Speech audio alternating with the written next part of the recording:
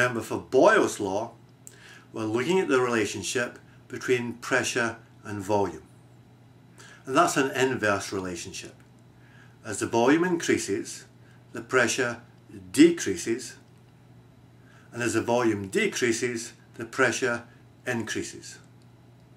So the pressure multiplied by the volume should be equal to a constant value. Now, after the change in the system occurs, the pressure times the volume will still be equal to a constant. So it gives us Boyle's Law, which tells us that P1 multiplied by V1 should be equal to P2 multiplied by V2, because they're equal to the same constant. But remember, Boyle's Law only works if we keep the mass of gas constant and we keep the temperature of the gas constant as well.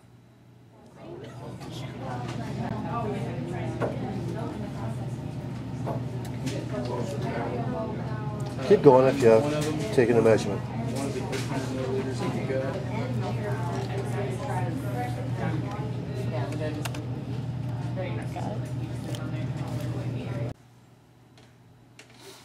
So we need to set up the vernier lab probe before we can get started on the experiment.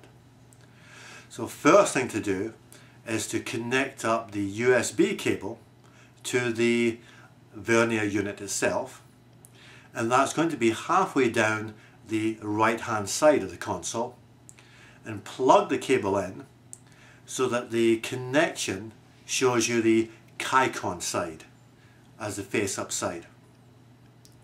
On the other side of the vernier, at the bottom corner, we have the connection for the power pack.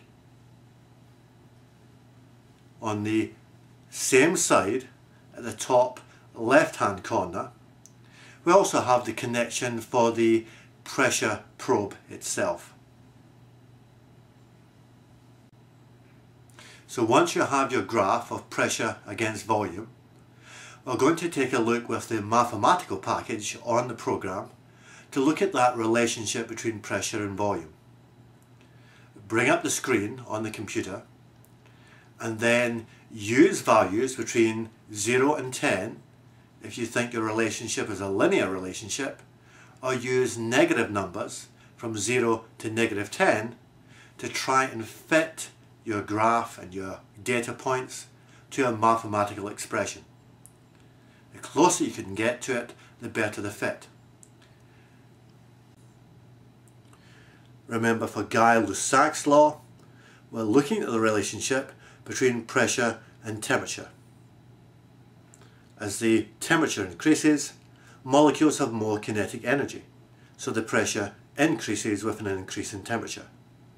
And conversely, as the temperature decreases, the molecules are moving more slowly with less kinetic energy, so the pressure decreases with a decrease in temperature.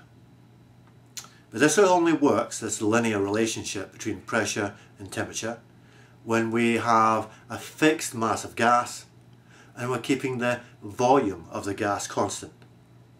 So it tells us that the pressure divided by the temperature, when measured in Kelvin, should be equal to a constant. So the initial pressure divided by the initial temperature should be equal to the final pressure divided by the final temperature in Kelvin. Is that as far as Just keep it pushed down.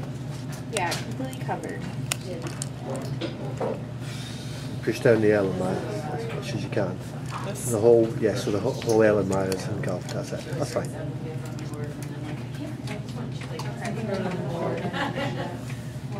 Okay, so press keep once it's steady. Brian, you want to get a Looks pretty steady. green stand and a clamp? Can I just go? Yeah.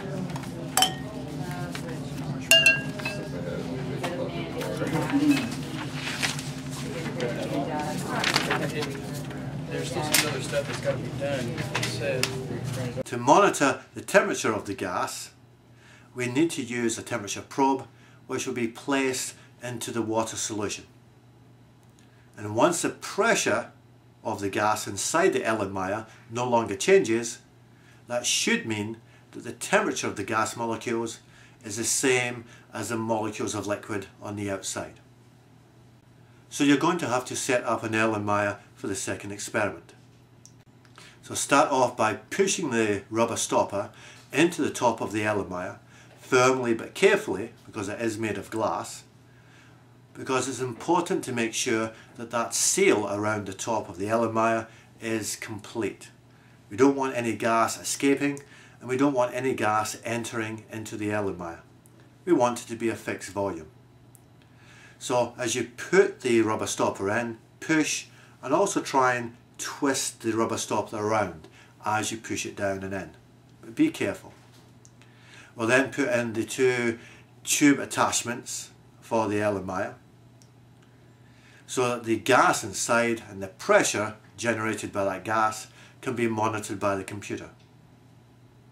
Lastly, once the Erlenmeyer has its stopper in and we're ready to start the experiment, just close off that tap at the top of the Erlenmeyer, close it off by turning it 90 degrees.